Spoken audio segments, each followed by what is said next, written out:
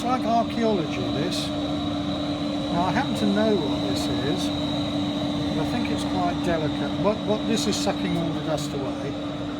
There is a paintbrush to do this rather than my fingers, but you can start to see that this is all unused powder. And that will go down there and it'll be reused again, because a sack of this powder costs £500, so we don't want to mess it up. But you can see now there is some solid. I don't know what they've done with it.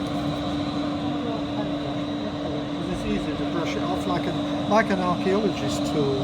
And then you can see there's another object. Now I know what this is. This is quite a strange object.